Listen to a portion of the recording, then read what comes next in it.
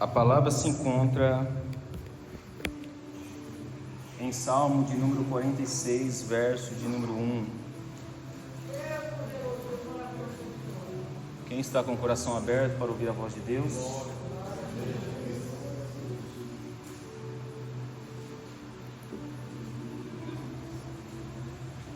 Eu percebi que desde o início do culto Deus tem falado, e se eu fosse resumir todas as palavras citadas, todas as oportunidades, todos os louvores, eu ia ter uma conclusão, eu daria um tema para essa mensagem do culto de hoje: confiança.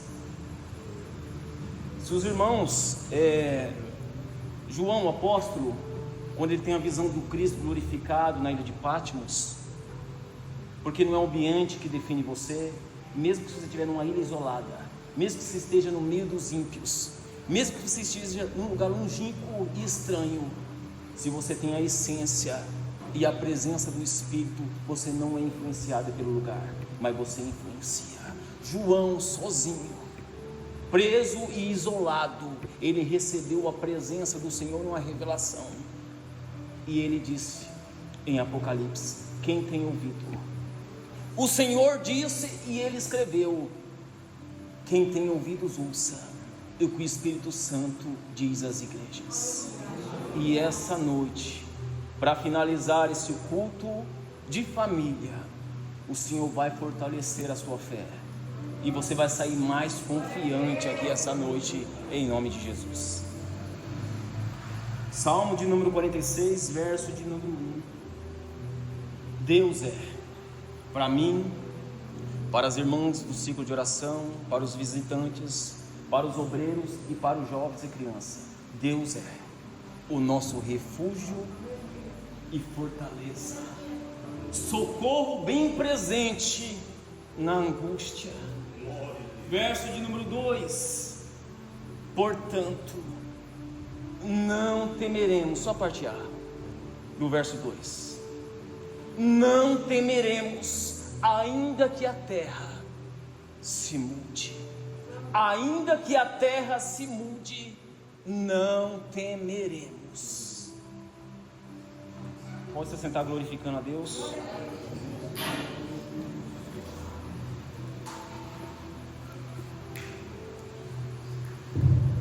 Quem crê que Jesus está aqui nessa casa? Não estou vendo que não foi a maioria que respondeu. Estou perguntando para todos: quem crê que Jesus, o Deus vivo e eterno, está na casa essa noite? Então declare comigo essa noite: Deus está aqui, aleluia. Tão certo como o ar que eu respiro, tão certo como a manhã que se levanta, tão certo como eu te falo e posso me ouvir, tão certo como eu te falo, tão certo como eu te falo, tão certo como eu te falo e posso me ouvir. Ao único que é digno de receber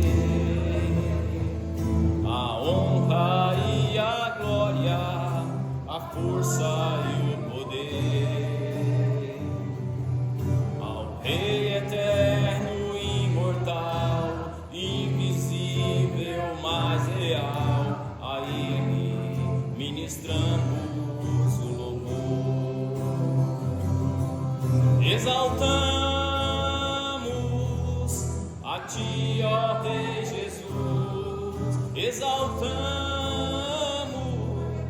a Ti, ó Rei Jesus, adoramos o Teu nome, nos rendemos aos Seus pés, consagramos todo o nosso ser a Ti, consagramos todo o nosso ser a Ti.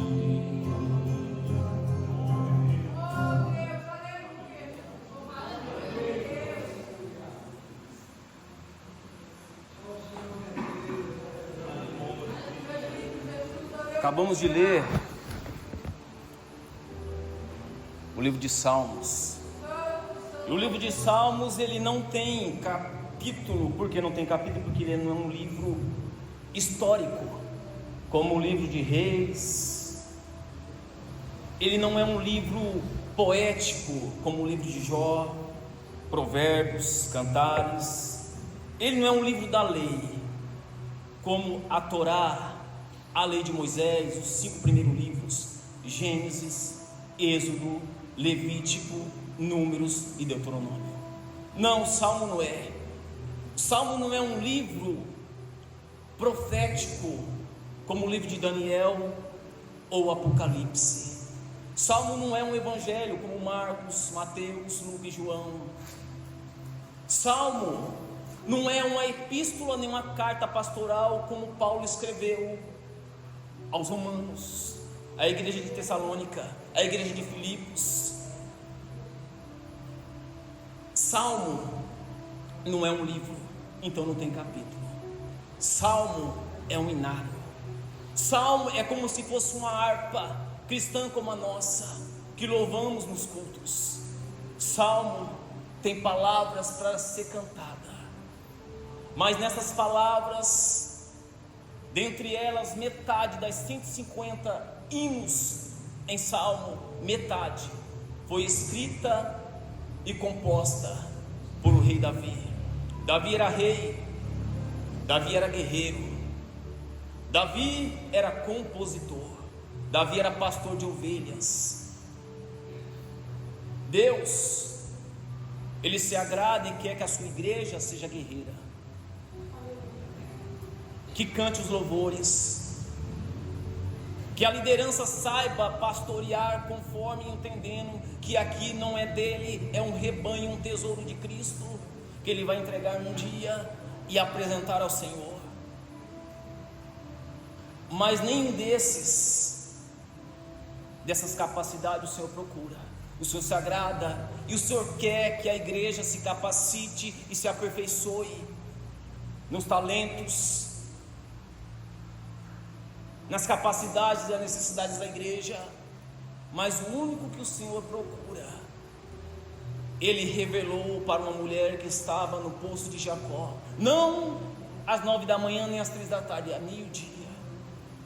E Ele disse: mulher, a hora é e a hora vem, que os verdadeiros adoradores adorarão o Pai em espírito e em verdade. Esses Ele procura. É esse que Ele procura, é os verdadeiros adoradores. Essa noite o Senhor não quer saber se você canta bem, prega bem, sabe ter oportunidade e se demonstrar diante do público. Não, o Senhor quer saber essa noite se você é verdadeiro adorador.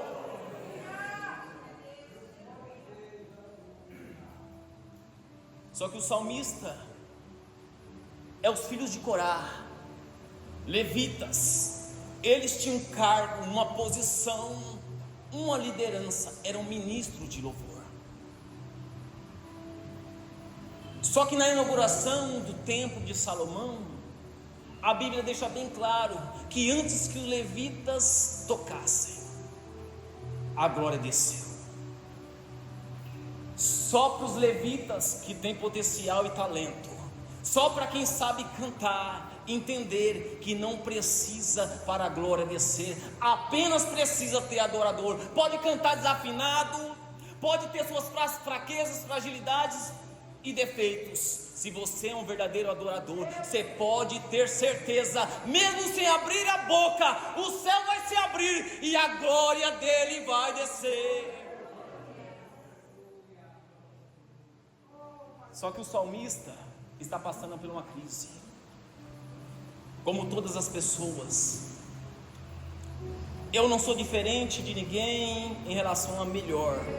Eu não sou melhor que ninguém e provavelmente nunca serei. Então tem cultos que a gente passa a vir e cultuar a Deus só com sentimentos diferentes.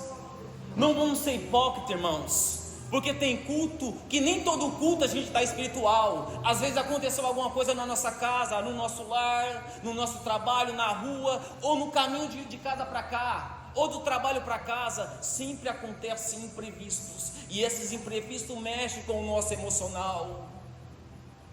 Muitas vezes a gente não espera, mas tem um confronto, um desrespeito, uma afronta. Muitas vezes a quebra até da confiança de familiares. Então às vezes nós vemos para o culto, não vemos 100% espirituais, vemos machucados, cansados, aflitos, feridos. Mas eu tenho uma boa notícia aqui: esse é o melhor lugar para tratar o seu coração e os seus sentimentos, porque o salmista disse: Ele é o meu socorro, bem presente na angústia. Aonde o diabo quer afrontar e te atingir, jovem, irmãs, irmãos, a nossa cabeça. Nem todo dia nós estamos bem, tem dia que nós estamos maus, não temos vontade de vir no culto. Mas quando você não tiver vontade, jovem, quando você não estiver vontade, irmã, quando você não estiver vontade, irmão, venha, porque quando você vir, você vai sair daqui renovado. Você vem machucado, vem ferido, mas o Senhor derrama um bálsamo de Gileade. A palavra dele cura, renova, e nós fica preparado para vencer mais uma semana.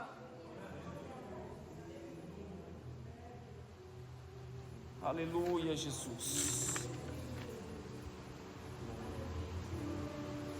O mundo está em crise. Eu gosto de ver notícias atuais, não porcariada, irmãos, não aquilo que viraliza em TikTok, Instagram. Não, isso não. Atualidades, o que está acontecendo no mundo e na nossa nação. Eu assisti um noticiário que o judiciário, para quem já está um tempo observando, não é novidade. O judiciário se ajuntou com a parte efetiva política, a nossa liderança brasileira, o nosso líder político, o judiciário efetivo, aqueles que trabalham para a nação, que têm um cargo para administrar as coisas da nação. Só que em votações nós vemos que ele sempre parte para o lado para encobrir o seu roubo e as suas corrupções. Quando o mundo está em crise, a gente tem duas opções. Primeira, apavorar, desesperar, mandar o WhatsApp para o irmão, familiar, dizer assim: está tudo acabado, não tem mais jeito, a nação está arruinada, nunca vai conseguir ser uma potência econômica e nunca vai ser uma terra próspera. Ou você confiar. Por que confiar? O salmista diz: Deus é, e Ele continua sendo, aquele que está sentado em sublime e alto trono. Isaías 6. E por que Ele está sentado? Porque Ele está querendo dizer para nós essa noite: o mundo parece que está em crise, está tudo descontrolado, nada, fugiu tudo do controle, nós não temos como mudar as coisas. Mas quando parecer que o mundo está em crise, Deus está sentado no seu trono, só para nos ensinar e dizer: Ele continua no controle de tudo.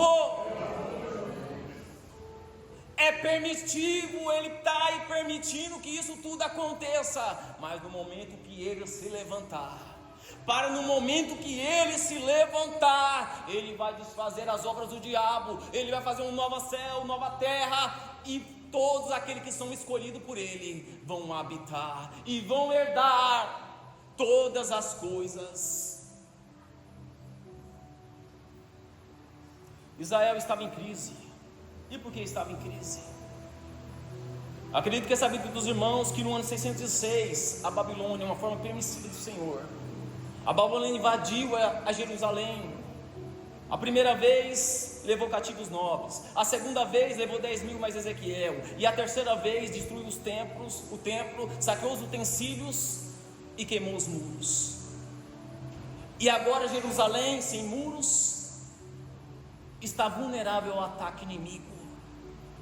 Mas eu quero dizer essa noite, você que confia no Senhor, mesmo que não haja proteção visível e física, a Bíblia disse hoje, o irmão Samuel disse Salmo 127, que se o Senhor não guardar a cidade, em vão vigia o sentinela, e se ele não construir, em vão trabalham os trabalhadores. Por quê?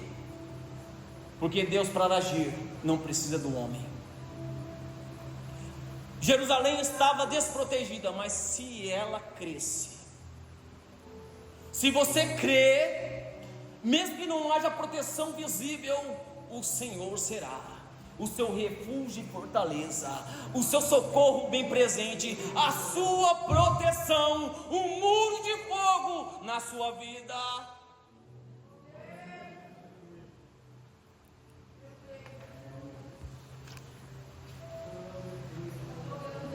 Quem está atendendo?